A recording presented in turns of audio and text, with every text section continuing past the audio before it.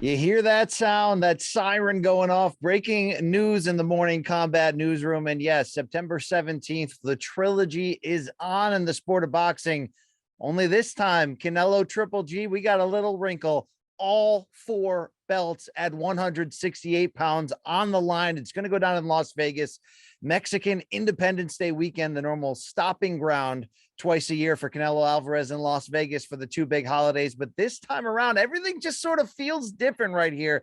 DAZN pay-per-view putting out the announcement, both fighters confirming it on their own social medias. It's Canelo Alvarez, it's Gennadiy Golovkin settling their ongoing feud of the past few years, but really in some special and unique circumstances this time around. My name is Brian Campbell. Yes, one half of your weekly or tri-weekly morning combat duo, 11 a.m. Eastern every Monday, Wednesday, and Friday on the YouTubes alongside Luke Thomas. But a little day off magic today. Had to jump in and give you my 2 cents because this fight being announced, boy, does it matter on the combat sports calendar, excuse me. But given Canelo Alvarez's most recent fight, his May 5th weekend loss to Dimitri Bivol, moving up to 175, challenging once again for a light heavyweight title, I'm not saying that has evened the terms. In fact, we're seeing some early betting odds floating out there for this trilogy, and you see Canelo Alvarez rightfully as your betting favorite. But I do think in the manner in which Canelo was handled by Dimitri Bivol, who was the bigger fighter and certainly the bigger puncher who showed no respect and took it at Canelo, it's got to give you a better feeling entering this now September 17th trilogy that this is a better chance to be competitive than maybe we thought coming in. So here's the deal on this. Canelo Alvarez, he kind of waited out Triple G almost 2 full years, but we finally got their first fight. It was a pay-per-view smash, a success in 2017, excuse me. And we remember that it went down as a very highly disputed draw in which most thought Gennadiy Golovkin had done enough in their middleweight title unification. We had the 118-110 scorecard from Adelaide Bird. You had that feeling of corruption. So they did it another time 1 year later, following, of course, the clenbuterol failed drug test for Canelo, the tainted Mexican meat as we have it. And of course, that second one was even better. Another huge $1 million+ pay-per-view buy outing, a fight of the year contender. But Canelo Alvarez this time coming away with a close decision in a fight in which he flipped the script of the terms and came at the heavier punching Triple G and walked him down. I still thought Golovkin won that fight. But since then, all we've seen is just a large amount of contentment. No, that would mean that they're getting along, right? A large amount of dislike between them only growing. You've had Triple G in the interim complaining even more that he believes Canelo Alvarez is a steroid user, and he's pointed to the track marks on Canelo's body the first time they fought. And Canelo saying, the fans want this, that's cool, but I don't want to give this guy another payday. I don't respect this guy. And seeing that we've seen Triple G look a little more human in the past few years in recent fights. He's 40 years old now. He hasn't been all that active. When he has been active, he's either gotten himself into some serious wars, like the fight against Sergey Derevyanchenko, where you were sort of surprised by it, or he's just kind of looked his age in getting people out of there. His Golovkin's middleweight title unification bout against Ryota Murata in Japan this year was kind of that full circle, giving you all that the 40-year-old Triple G can offer you here. He looked a little bit slower, but he's still a big puncher. He still puts his punches together great, and he still landed big shots on Murata to eventually get him out of there. If this fight would have happened a year ago, even 2 years ago, you're starting to see, look, Canelo becoming the pound for pound king, the number one fighter in the sport. You get that almost that bad feeling in your stomach. Like, we need this third fight for clarity, especially for those like me who thought Golovkin had done enough to win both of the first 2 fights, yet comes out of their rivalry without a scorecard even scored in his direction. And you're thinking, okay, Golovkin is aging while Canelo's just getting better and rising up in weight. And he brought all 4 titles together at 168. He won a title by knockout at 175. Of course, we heard him talking about cruiserweight and heavyweight. Man, he's going to hurt Triple G. He's going to retire him. He's going to stop him. And, that could end up being the case, of course, in the third one. But seeing Canelo human and losing to a bigger fighter, and now this third fight taking place not at 160 where they were in the past champions and fought for the unification, But now at 168 for all 4 belts, Triple G's never fought at 168. He's had 3 middleweight fights that were contested at catch weight, about, a couple of pounds ahead, but never had a true super middleweight bout. And now he's moving up for a chance at history to put the cherry on top of his great Hall of Fame career at age 40 to try to become the undisputed champion in a new division. And it's got grudge match element, and it's got the whole, okay, Canelo's great, but he didn't go do Superman things against Dimitri Bivol like we thought he might have the ability to do. There were limits to his greatness. How much can a 40-year-old Golovkin, if his game plan and mentality is set more on damage, on going in there to knock Canelo out, to not get screwed on the scorecards, could we have the potential for sort of a sneaky, great, all-action thriller, which would be par for the course in the rivalry, but you add in that spite element, you add in that revenge element, you add in Canelo, of all people, wanting to prove that he's still the best in the world off that Bivol loss. This could be something special come September 17th.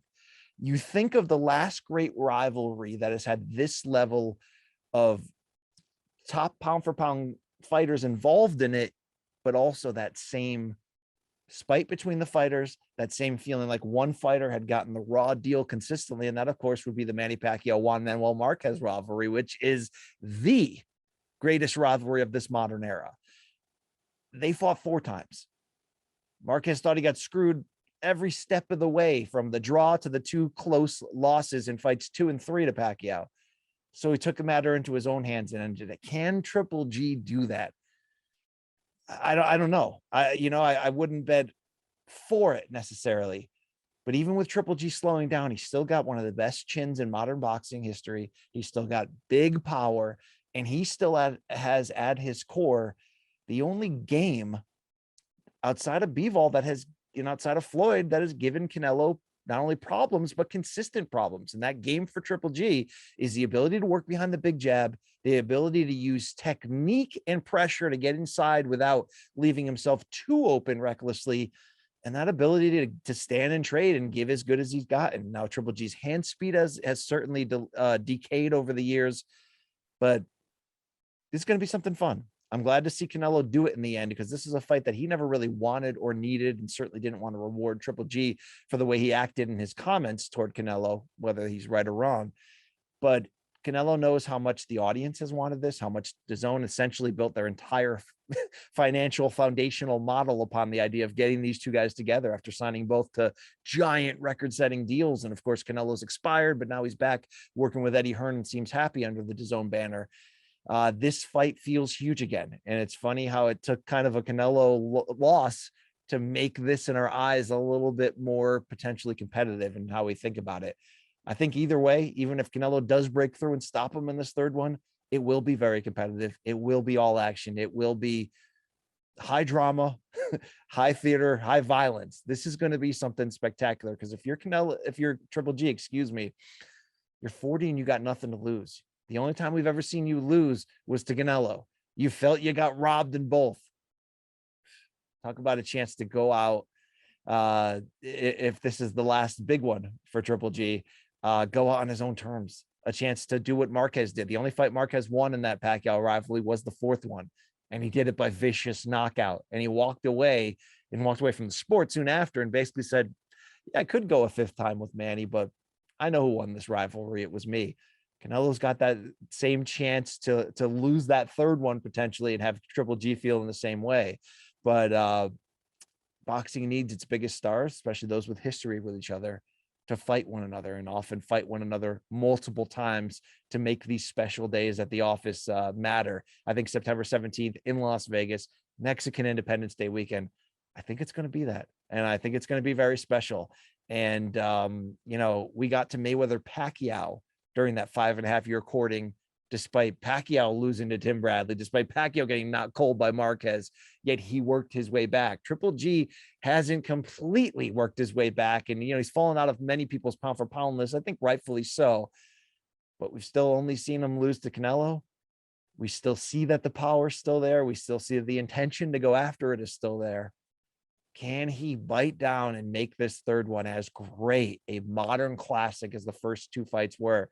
There's different terms, there's different motivation, there's different stakes this time. The undisputed championship at 168. All in all, the recent events have only conspired together to make this third fight something that I think every boxing fan, and I think most combat sports fans and even casual ones, are going to get excited about. Why at the end of the day? Because very rare in this boxing modern era has a major fight between top guys been talked about and eventually booked and had it come through and exceed expectations. And that's certainly what Canelo and Triple G, they were the outliers in this Floyd pay-per-view era, in which, again, not trying to slam Floyd, but, he talked you in the door with a lot of different things and then only went out there and did, well, what he did best, 12 rounds of defensive magic. These two are safe bets against each other pay-per-view wise as a fan, as an economist, that you pay to see them fight each other. You're going to get something pretty special. So the fan in me got a little bit revived in this third fight. Maybe because if we saw Canelo humanized against Bivol, maybe because I know how much this means to Triple G and how he did.